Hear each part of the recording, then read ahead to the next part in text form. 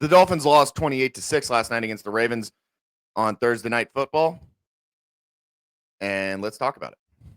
I'm your host, Hunter Mulholland, and welcome to the Ride Home podcast, where we will discuss anything and everything Miami Dolphins.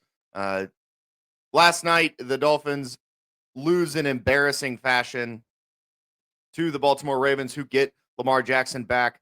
They start to get a little bit healthier. They start to look like the Ravens that we thought we were going to see at the beginning of the season. Obviously, their 2-5 start, their 1-5 start, realistically, is not a indictment of what their season is going to become. They're a much better team, and they proved that last night when they came in and beat on the Dolphins for all four quarters. For the Dolphins, defensively, they held Lamar's passing attack in check except for the touchdowns. He only had 204 yards and 4 touchdowns, but that was the thing, that he found a way to find somebody on third or fourth down and really push the envelope, make the defense work, and they found their way into the end zone, which is forcing the Dolphins to run into an issue about trying to stay competitive defensively. They played really well defensively in the first half. I really do think that they looked better in the first half. They got some stops. It's hard to stop somebody from scoring when you cough the ball up on your own 7-yard line. You cough the ball up inside of your own 20. It's really tough to stop a team from scoring from there in a full-length drive. So there were some miscues. The Dolphins played better than what the box score says for the first half. And then they came out in the second half and they looked flat. They did not look like a team that wanted to be out there, wanted to compete. They fell behind. They gave up a score on the opening drive of the second half, making it a 2-score game. And it just kind of took over from there. Derrick Henry passed the century mark. He had 119 yards. No touchdowns. They stuffed him on the goal line, which is an improvement. Most of the time, I feel like the Dolphins would give up the 1-yard rush to a power back like Henry. Last night was very frustrating to watch. There were a lot of miscues. The 2 fumbles, the key fumble being the fumble inside of your 20, where you give the Ravens the ball back after you just got a stop. You went down on the first drive, on the opening drive, you kick a field goal, you get a stop, you get the ball back, and then inside of your own 20, giving the Ravens the ball in the red zone, you fumble the ball instead of going back out of bounds. Taj Washington had the first down if he just ran out of bounds. But he cut back to where there were 4 Ravens, and then the ball popped out. That's a mistake. You don't have to try and break open every single time that you get the ball in your hands. Pick up the first downs, create methodical drives, and you're going to start to see that the defense can actually get rested, and you're going to start to see that you're going to put the rhythm together with your offense. And then the 4th and 1 false start.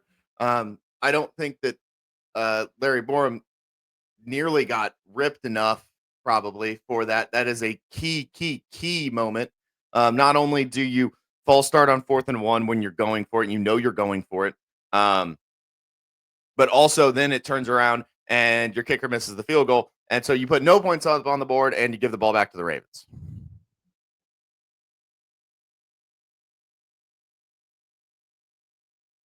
And I wanted to jump into something that Tua said in his post game.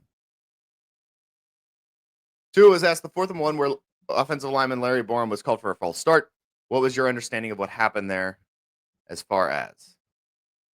Tua's response was, I would say with the Ravens fans, it maybe got a little muffled with my cadence and the crowd noise. So we kind of talked about that on the sideline and got that corrected. Um, First off, it's a home game. The team is struggling, which is why the fans are not showing up. So now you're running into the issue where opposing teams are filling up your own stadium. So now every game is going to feel like a road game, and it's only going to get worse the remainder of the season. You've played 4 home games. You've only played a half of them so far. So it's going to get worse. It's not going to get better. Next week when the Bills come to town, it might be majority Bills fans, which is never a good thing. But you know what? The team's 2-7. The ownership and the front office have shown that they don't care. They don't seem to care. So, is it really on the fans for not showing up to a team that's 2-6 and is struggling, and the front office? Chris Grier got fired finally. Well, not really fired, but mutually parted ways. Finally gets his job taken away from him. But a few years ago in the offseason, he said he thinks the fans are more worried about the offensive line. And look at this. Look at the offensive line. Jonas Savaianai is getting backed up into his own quarterback's lap every play. There's a free rusher every play. That is an issue. That is an issue with the Dolphins' offensive line right now. You cannot let a free rusher on your quarterback and expect for good things to happen. Last week against Atlanta, they looked good. The offense looked good. They looked together. They limited penalties. They limited mistakes, and they went out and they beat up on a team that they should probably beat up on. But if you're looking at this team during the offseason and saying that, oh, we want to be in the playoffs, we want to go get a playoff win. Okay, cool. Do something about it. Don't sit there and run it back again with a team that missed the playoffs last year. You have to make changes. You have to adjust. You can't just throw everything together and say, well, this worked 3 years ago. It's not how it works. The NFL is ever evolving. And when you lose a guy like Tyreek Hill, you have to make adjustments quick on the offensive side of the ball. There has to be adjustments. And defensively, a defense that looked good last year under Anthony Weaver does not anymore. The defense looks horrible. Last night, I was getting frustrated watching the amount of arm tackles instead of wrapping him up. The amount of times that Lamar Jackson slipped a sack because the Miami Dolphins edge rusher decided that he wanted to just try and dive at him and grab at him with his arms, and then Lamar Jackson slips out because he's Lamar Jackson and he does that. You got to wrap up. And it happened again on a third down play. They went for a diving arm tackle, and they picked up the first. So there's a lot of frustration with the Dolphins.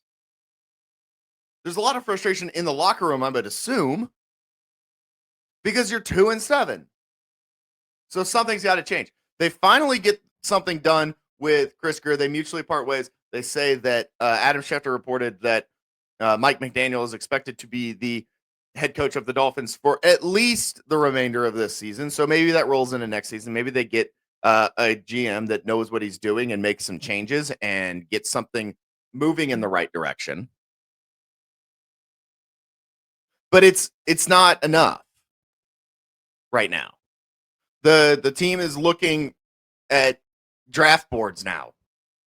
You're looking at the draft standings. The team isn't, maybe the team isn't, but the front office definitely is. Because at the end of the day, that's what matters. What are you going to do? Are you going to end up picking in the top 5, or are you going to put some stuff together down the rest of the season, down the stretch of the season, get some sort of momentum into next year, and then hopefully at that point what pieces can stay and what pieces can't, and then you have to make a move if you need to move up in the draft, or you have relatively good scouting on your pick slot.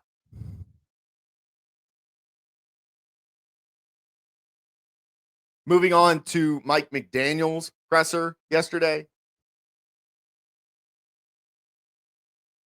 Couple updates on some injuries.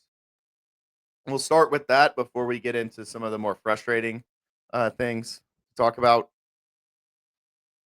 When asked about Chop Robinson um, and how he went into concussion protocol, McDaniel said, "Yeah, concussion protocol. That's all I got." So Chop's got 10 days to get out of it. Probably misses next week, just because they need to. The league is very, very picky about when you can and cannot come out of concussion protocol. Depends on how bad the concussion is. Depends on how much he hurts. But I did see him on the broadcast walking away with a towel over his head, kind of shunning his eyes from the light. Ollie Gordon, Rasul Douglas, and Efata Melifonwu. Ollie was able to.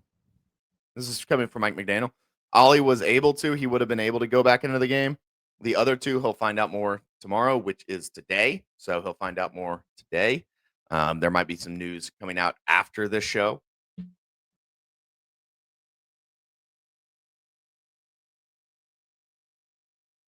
So he also, I want to go back to the fans because I don't blame them. Do not blame them one bit for booing. This is frustrating football to watch. Fans were booing, and the broadcast shows fans with bags over their head. How do you personally take this loss and where this team stands right now at 2-7? McDaniel responded with, "Yeah, personally, you don't want to dictate the terms. You want to fix stuff, and yeah, it sucks. That sucks. All of that does. But I think it's pretty consistent formula of fans enjoying winning, and so our expectation is that we have to do the work and do the right things for fans to enjoy the experience. And unfortunately, we didn't do that tonight. So we got to get back to work to give them something to cheer about." Pretty cookie cutter response for a head coach in that scenario. You know, yeah, obviously the fans want to win. The fans are frustrated. The fans are pissed off. The fans flew a banner saying "Fire Grier" and "Fire McDaniel" during a home game earlier this year. So, and probably more, but you have to, if you're the coach, you have to try and build something. And right now, he is the coach, and according to Schefter, he's going to be the coach until the end of the season. So there's no changes coming yet. Now, when the season ends and everything's done, and if this team still sits with less than 5 wins, which is probably where they're headed, maybe something happens. But right now, next season, you're going to enter this vicious cycle of, okay, now we've got a new GM. We've got a coach and a quarterback that were not picked by the GM.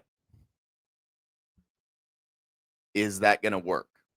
It kind of depends on how the end of the season goes, and depends on what happens with the draft pick and where the pick is going to be. There's not a great quarterback in the draft. There's not a guy that stands out to me as a top 5 pick. So, and with Tua's cap hit, well, maybe he does ride it out 1 year and see what happens. But you're going to enter this vicious cycle, and you don't want to. You don't want to be in this cycle. I mean, look at the Bears. The Bears have been doing it for years, where they have a quarterback, a coach, and a GM that are all coming in on different timetables. So none of them actually come in at the right time with each other. They might have figured. Who knows? They could have figured it out with Ben Johnson, Caleb Williams. They might have finally found it, but jury's still out. So, but they got stuck in that cycle. You do not want to get stuck in that cycle again, because the Dolphins were there not too long ago, before Grier showed up 10 years ago. So, lots of frustration between the Dolphins and their fans. It's not a good sign to have the fans having bags on their head if you're the coach. So it's really going to come down to, does Mike McDaniel get things back onto the right track? And it could. You really don't know, but right now it does not look that way. It doesn't look like it's going in the right direction. It looks like he's headed out at the end of the season. But he could end up finding some sort of rhythm. They could get back to what they did against the Falcons, against some of the lesser opponents, and then you turn into this spot where, okay, now it's time to go. Now it's time to find out what we have.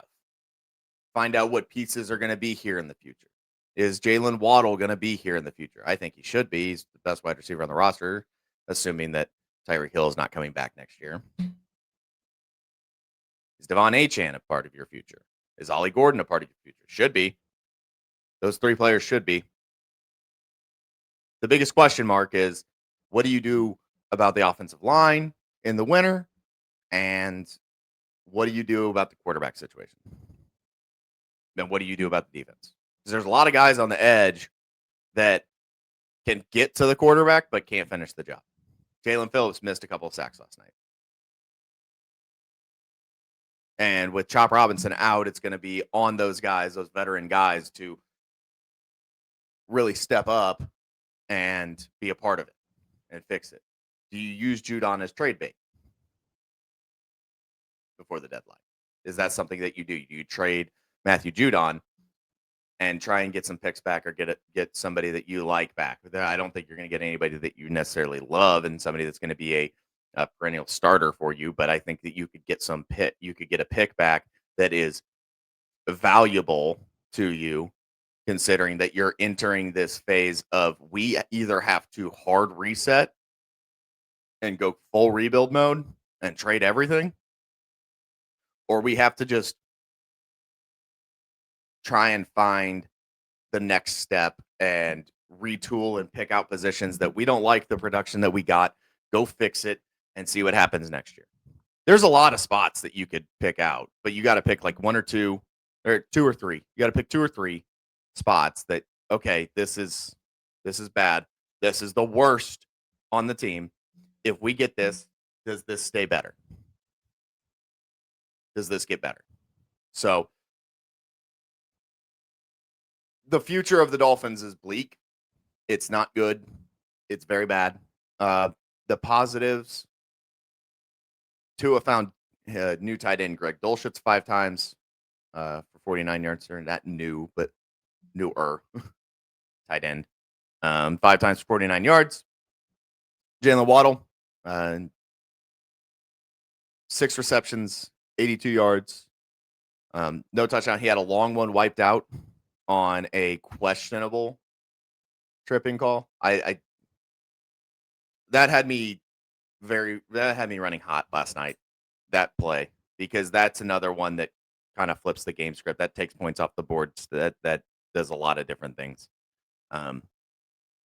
You have your running back slip and fall, and then you get an intentional tripping call on a play that puts Miami well within striking distance.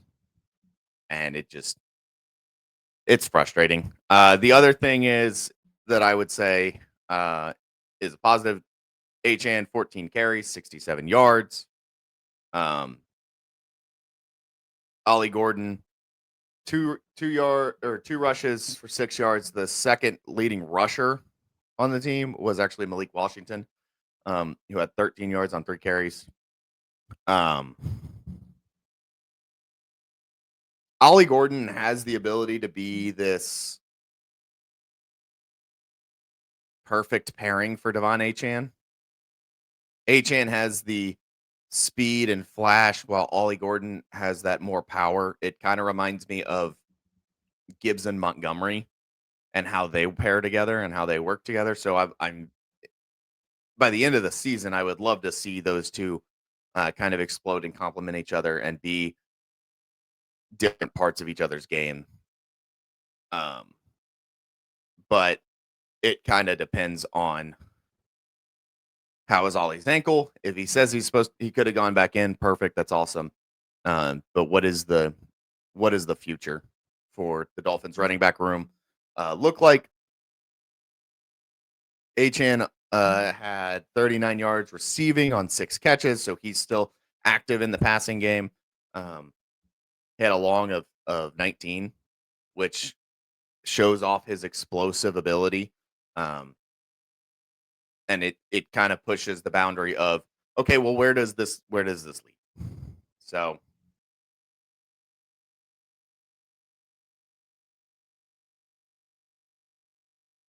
the Miami Dolphins had 5 tackles for loss. Had 1 from each of Tyrell Dodson, Rasul Douglas, Jalen Phillips, Matthew Judon, and Benito Jones. 2 sacks, 1 by Phillips, 1 by Jones. Dolphins got sacked twice. Tua threw a pick, that late pick in the end of the game, heaving it downfield, and the Ravens come away with it. That seals the deal. Tua now stands alone at the top of the leaderboard in interceptions, and that's frustrating to see, especially considering last year he only threw 7. Granted, he missed time last season, but the future for the Dolphins rests in what does the new GM think about Tua? What does the new GM think about Mike McDaniel? And where is the future lying? Does the new GM like a quarterback? Does he like a pairing with a head coach? I think you have to pair the two together perfectly and create some sort of culture. If the Dolphins were to move on from Mike McDaniel, my biggest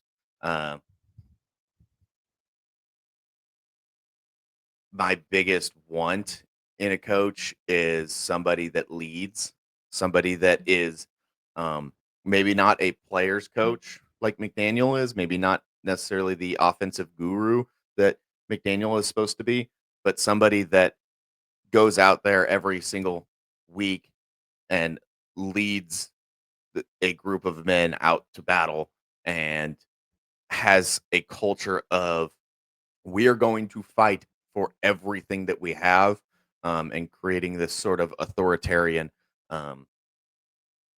coaching staff together to make sure that the players don't run the locker room, because when the players run the locker room, everything goes south. So that'll be all today. I can't talk too much more about this game. It's going to make me go insane again. But we will be back next week previewing the Dolphins and the Bills. Till then, I am your host, Hunter Mulholland. This has been the Ride Home Podcast. You can find us on Spotify and Apple Podcasts.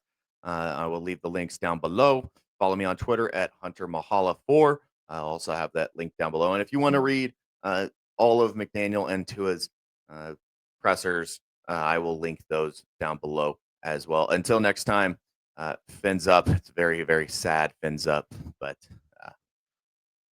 hopefully next week is a happier week for Dolphins Nation.